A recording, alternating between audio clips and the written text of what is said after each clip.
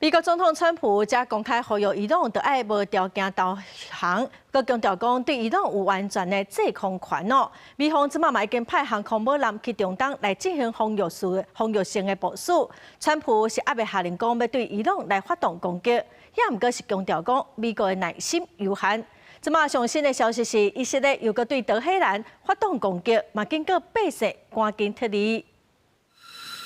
美国今时对伊朗动武，白宫证实空袭伊朗的双项已经准备好。分析指出，若美国选择一决定以色列来攻击伊朗，根据国会参总部引用官员的报道，即马上有可能的选择是当用碉堡客气炸弹来炸伊朗藏伫土卡底的核设施福尔多浓缩铀厂。以色列目前的轰炸能力无法度击到这个目标。Bunker busters is a more colloquial term that we use to discuss large airdrop munitions that are capable of doing a couple of things. First, it's penetrating hard and deeply buried targets. Think something like a bunker or a facility that's built within a mountain.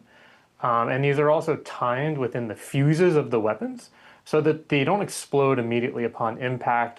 美国总统川普17除了要求伊朗无条件投降，知影伊朗最高领袖哈米尼藏的所在，也毋过未随动手将被伊对伊朗有完全的控制权，也表示美国的耐心有限。根据《华尔街日报》报道，伊朗当透过阿拉伯国家协商，表达希望降低军事冲突跟恢复和谈。也毋过前提是美国无直接参与攻击以色列对伊朗的行动。另外，以色列已经伫18拜三透早对德黑兰发动新一轮的袭击。 经过百姓赶紧撤离，以色列国防军表示，这是因为伊朗对以色列发射飞弹，伊朗革命卫队当局表示，伫上新一波对以色列攻击中，使用超过音速飞弹，因最高领袖哈米尼伫 X 大文，需要对恐怖的犹太复国主义政权做出强烈回应，绝不留情。